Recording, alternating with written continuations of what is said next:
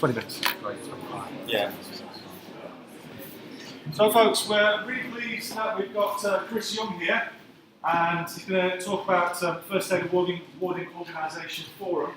Chris is the chair of the forum, and he's going to talk about its role and function. Thank you very much. Corey, thanks very much for the invite today. Before I start, just a little bit of history really.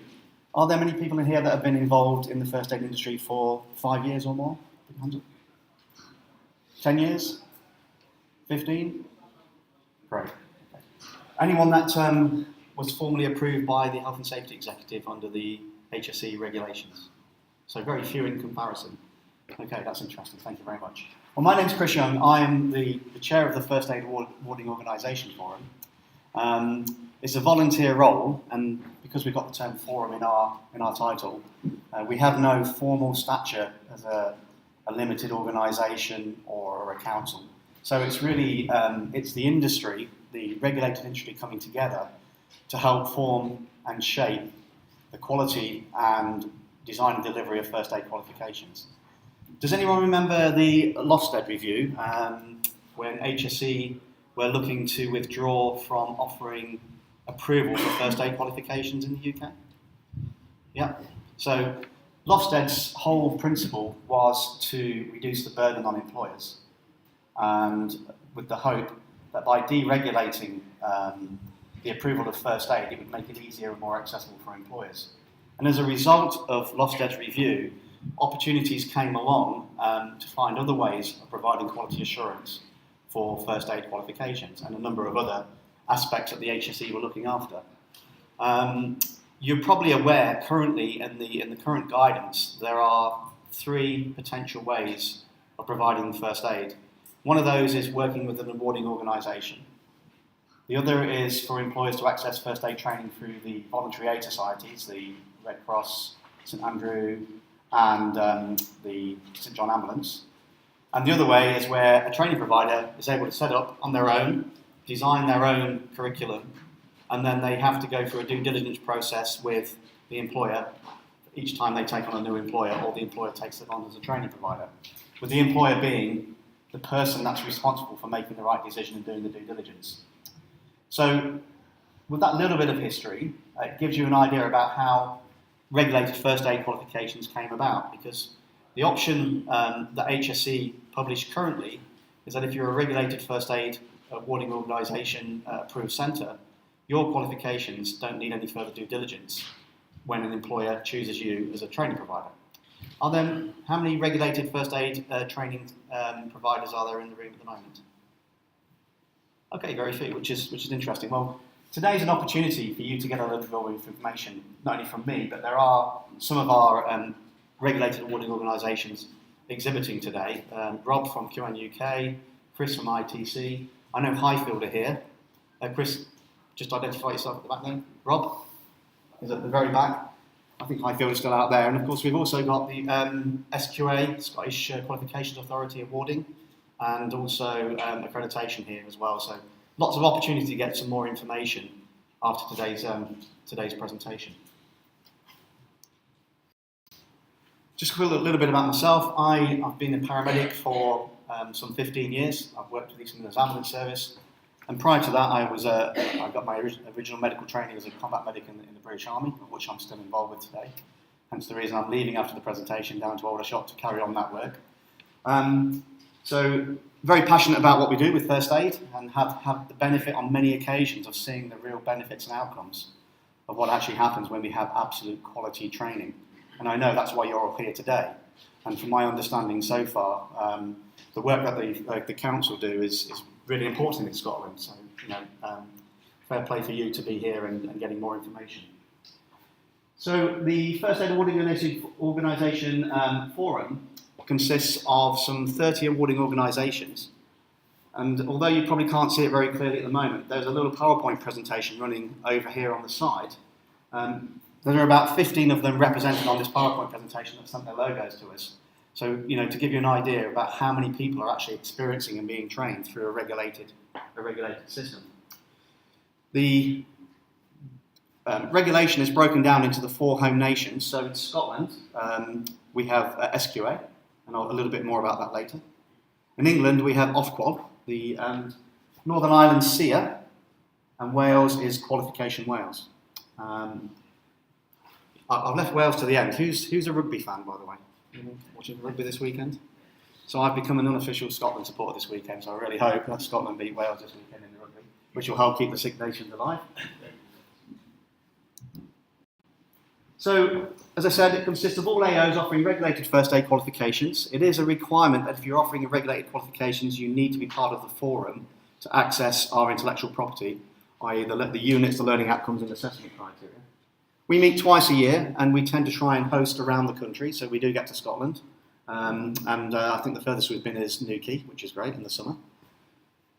Our main job really is to consult with Health and Safety Executive, not only in GB, but Northern Ireland too. We work directly with the regulators, the Scottish Qualifications Authority, QW in Wales, the Department for Education, more specifically for paediatric first aid, and I know it's very much an England and Wales qualification, and it's not regulated in the same way here in Scotland, but I understand it's still a very popular qualification. Ofqual and SEA, and also the First Aid Quality Partnership, which is just recently changing its name.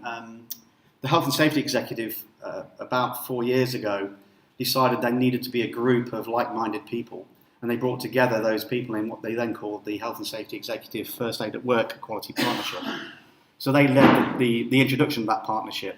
Now it's becoming more of an industry-based body, which is totally representative of all players within the industry. So the HSE are involved, the awarding organisations, the regulatory authorities, the St John Red Cross and St Andrew, some non-regulated industry bodies, and also individual organisations. And we're very, very lucky to have Sir Keith Porter, who you know is Professor of Traumatology at Birmingham Queen's, as one of our main medical directors. The Resus Council are now involved in giving it full support too. So we've got a lot of really qualified and experienced people coming together to try and improve, the quality and provision of first aid.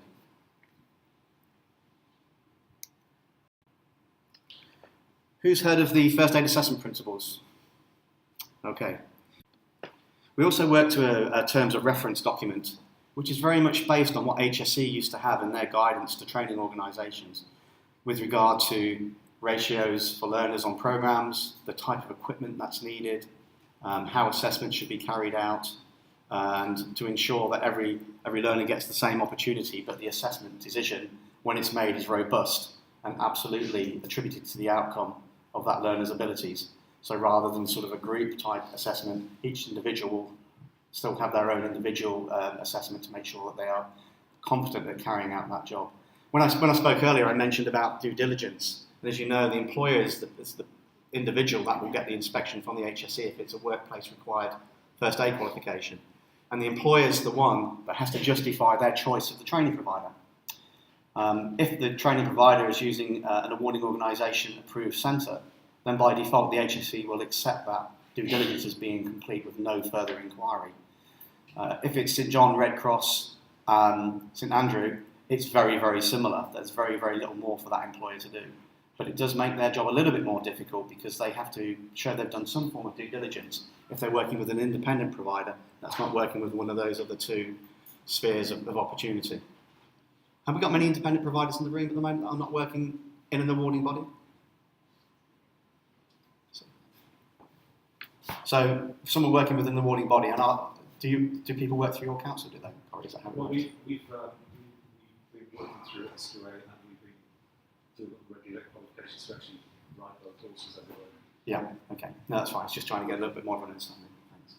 So in terms of reference, again, we've got that document with us. And you'll recognise perhaps how, where we have lists of approved qualifications that we'd accept for a trainer or assessor or IQA qualifications are all predetermined.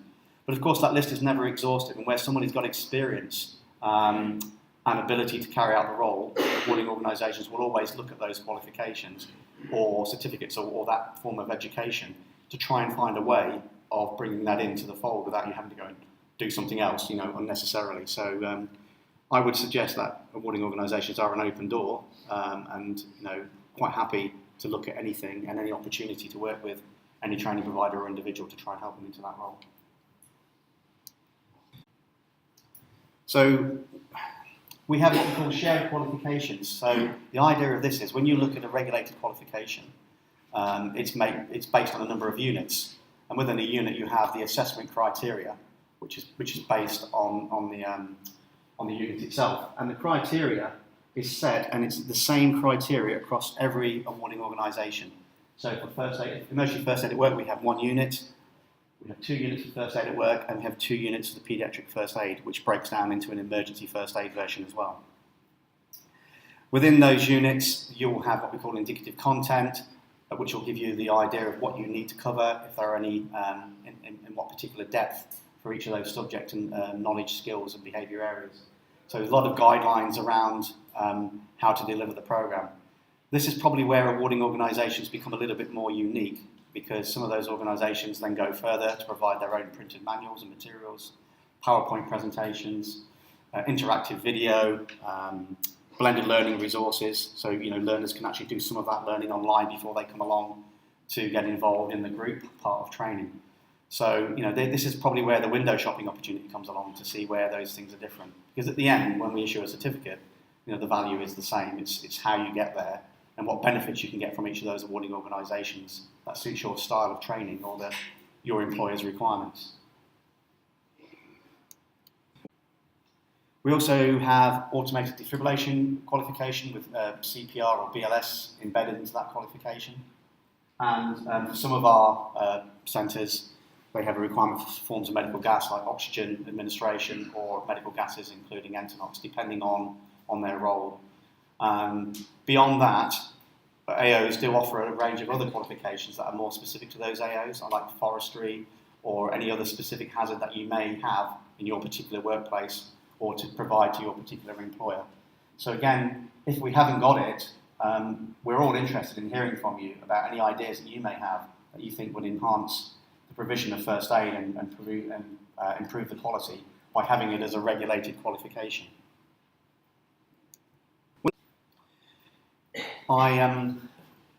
I'm happy to do some questions and answers because it's one of those subjects that really is very, very fixed in its way. But if you've not worked in the regulated market before, myself, Rob, and Chris are happy to take some questions now or work with you to try and get an understanding or give you some understanding in more depth about any of the particular areas of our work. Does anyone have any particular questions at this moment in time?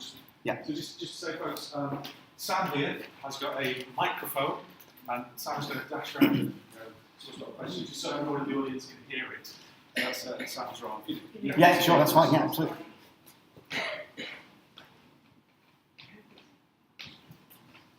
Hello, thanks.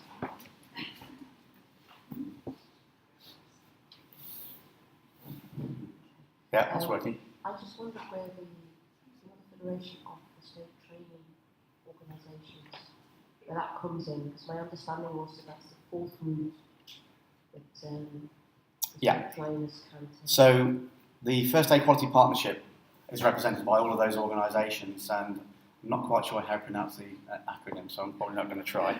But this organisation is run by Ian Kershaw, who was a former employee of the HSE when they were looking after first aid. And they have a system where they quality assure using ISO 9000 that has been accepted by the HSE as another method of helping the employer meet the due diligence requirements with regard to first aid. So they fit in a very similar process. Is that sort of, are you working with them? Brilliant. Okay. But does that make that clear? Okay. I'm sure if Ian was here, he'd be telling you what. I'm sure he would, yeah, absolutely. Anybody else got a question? Chris, would you like to say a few words about your organisation? Because I know you do some specialist qualifications as well. So probably ran longer than other Chris. So I work with ITC first and represent them in the forum. If you need to have any further details about the assessment principles, then I can hear my hand and I can talk you through those. I've been involved in developing the changes to PFA and EFAW over the last few years. ITC has traditionally been an outdoor side of things, so if you're interested in the outdoors, outdoor first aid, then see us. We do various other more specialist bits as well. So we're out back there, but do call me if you've got any questions which are easier to ask one-to-one. I'm sure Rob back there will also go out. So it's not too far away from the ITC stand and SQA around the corner. So do find us out, even if Chris is floating back out. Thank you very much, Chris. Rob, did you want to say a few words, or are you okay to catch up with people later? I'll catch up with you. Brilliant. Yeah, okay. Well done, Rob. That was a get-out opportunity. I know. So I've always got a question which is around, I'm not sure if it's the assessment principles or whatever, but as a first aid trainer, we have to have a first aid at work qualification review every 3 years. Yeah. And I guess in the sector, in the industry, it's almost seen as a tax on first aid trainers, because every 3 years you've got to go do your own first aid at work qualification. So is that something that it's likely to stay as is or change over time?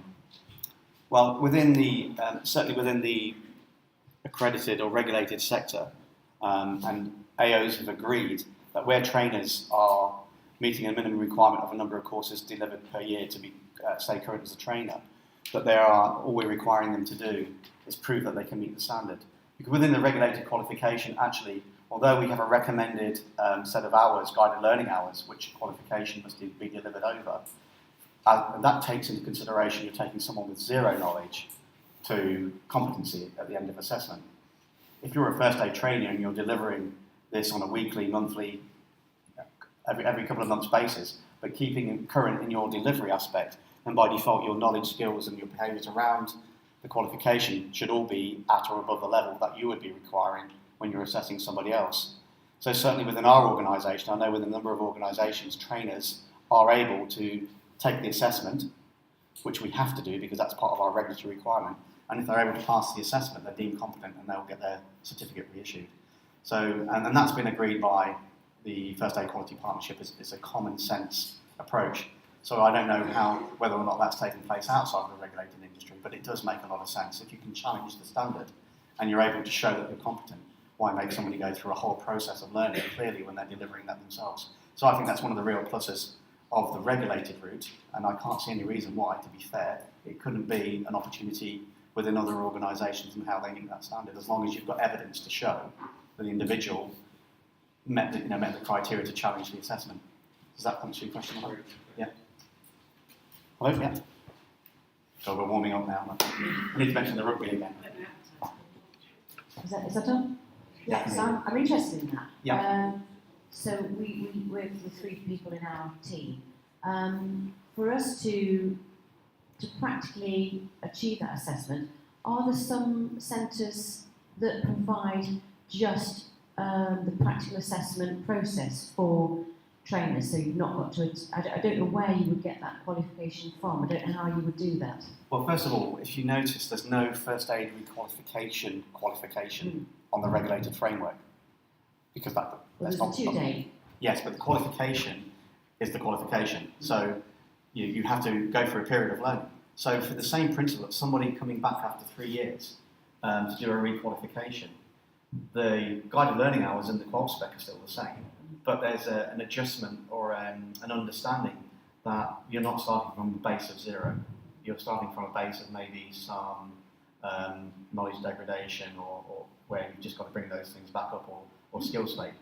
So therefore, that's why HSC, that's why the regulators understand and agree under this, not only the assessment principles, but the conditions of recognition in England and the SQA accreditation, that learners aren't starting from scratch, therefore they can do less and get to the point where they're competent again to be assessed much quicker.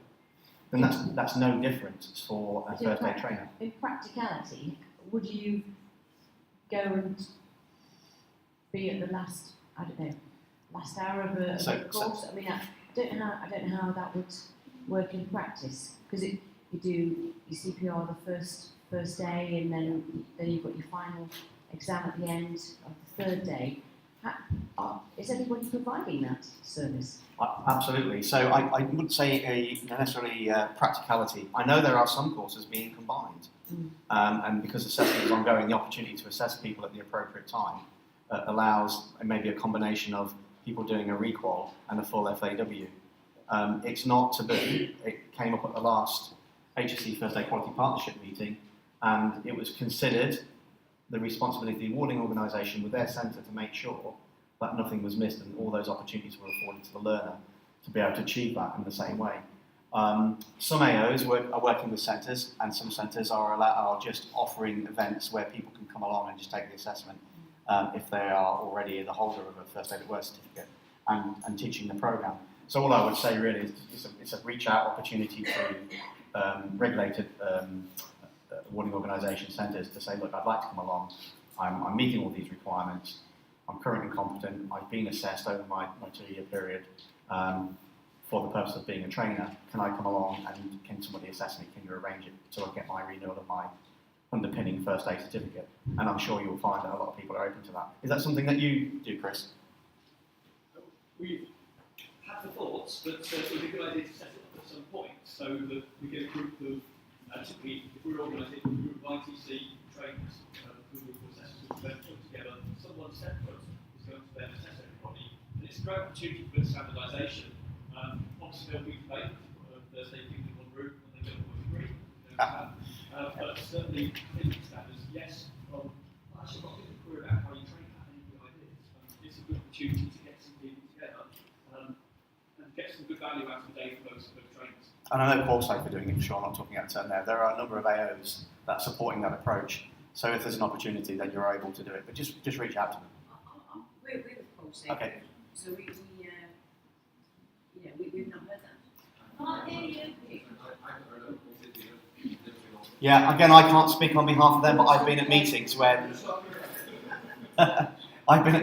this has been debated quite heavily, and Nigel has very much, fought the corner of this as an opportunity for people that are delivering through his system.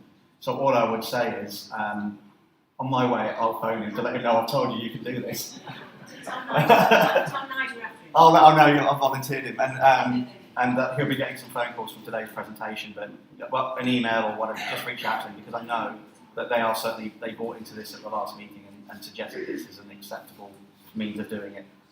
The awarding organisation that I look after and run, Future Boss, we give it as well, so we have an opportunity for people through centres to do that. But it may not always be logistically easy to do, and in the end, going on a 2-day course may only be the option with an assessment at the end, but I'm sure you can find ways of working it out by getting groups of people together to do this. Yeah. We've got time just for one more last question if anyone's got one. If you don't, that's fine as well. Great. Okay, well, thanks very much. Thank you.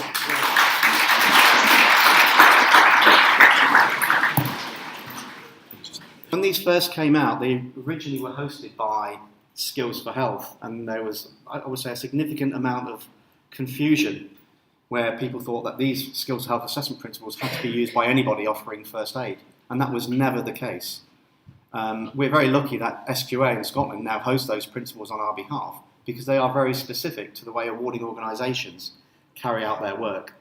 And although there are a lot of synergy and opportunities for non-regulated organisations to look into the ethos of those principles, they don't quite work for everybody. So I know that St John Ambulance tried for quite a period of time and it really wasn't for them, so they changed the way they did things a little bit. So it's very specific to the work we do. And the assessment principles really help us meet our regulatory conditions of recognition with the regulators and our obligations to offer quality assured first aid qualifications.